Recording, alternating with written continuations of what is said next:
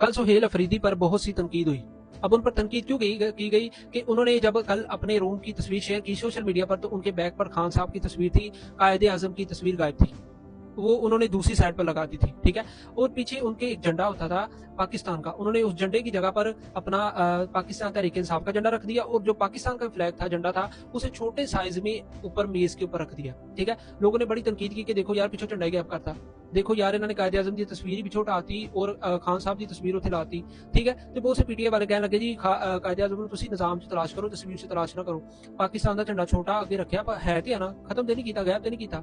जो कुछ दिन पहले मरीम नवाज की फ्लैक्सां छपियां सी, बैनर्स वगैरह छपे सी, ते यही लोग तनकीद कर रहे सी मरीम नवाज ते, नून लीग ते, ते देखो यार इन्होंने ते अपने बैनरां चों अपनी ਜਿਹੜੇ ਹੈਗੇ ਨਾ ਫਲੈਕਸਾਂ ਦੇ ਉੱਪਰੋਂ ਕਾਇਦੇ ਆਜ਼ਮ ਦੀ ਤਸਵੀਰ ਹੀ ਨਹੀਂ ਲਾਈ, ਕਾਇਦੇ ਆਜ਼ਮ ਦੀ ਤਸਵੀਰ ਨੂੰ ਖਤਮ ਕਰਤਾ, ਜਿੱਦਾਂ ਇਹਨਾਂ ਨੇ ਪਾਕਿਸਤਾਨ ਨੂੰ ਜਿਹੜਾ ਨਾ ਆਜ਼ਾਦ ਕਰਵਾਇਆ, ਪਾਕਿਸਤਾਨ ਨੂੰ ਇਹਨਾਂ ਨੇ ਬਣਾਇਆ।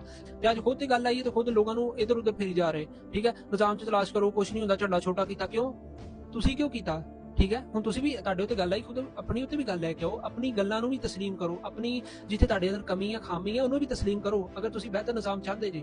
ਇਹ ਕੋਈ ਗੱਲ ਨਹੀਂ ਹੈ ਜਦੋਂ ਕੋਈ ਹੋਰ ਕਰੇ ਤਾਂ ਤੁਸੀਂ ਉਹਨੂੰ ਗਾਲਾਂ ਕੱਢਣ ਲੱਗ ਪੈਂਦੇ ਜੇ, ਜਦੋਂ ਆਪ ਕਰਦੇ ਜੀ ਉਦੋਂ ਤੁਸੀਂ ਲੋਕਾਂ ਨੂੰ ਇੱਧਰ ਉੱਧਰ ਫੇਰਨਾ ਸ਼ੁਰੂ ਕਰ ਦਿੰਦੇ ਜੇ, ਇੱਧਰ ਉੱਧਰ ਦੀਆਂ ਗੱਲਾਂ ਕਰਕੇ ਲੋਕਾਂ ਨੂੰ ਪਾਗਲ ਬਣਾਉਣਾ ਸ਼ੁਰੂ ਕਰ ਦਿੰਦੇ। ਕੋਈ ਨਹੀਂ ਜੀ ਅਸੀਂ ਕੀਤਾ, ਖੈਰ ਅਸੀਂ ਕੋਈ ਗਲਤੀ ਨਹੀਂ ਕੀਤੀ। ਤੇ ਜਦੋਂ ਕੋਈ ਹੋਰ ਕਰਦਾ ਤੁਸੀਂ ਉਹਨੂੰ ਕਹਿੰਦੇ ਜੀ ਇਹਨੇ ਤੇ ਬਹੁਤ ਵੱਡਾ ਜੁਰਮ ਕਰ ਲਿਆ।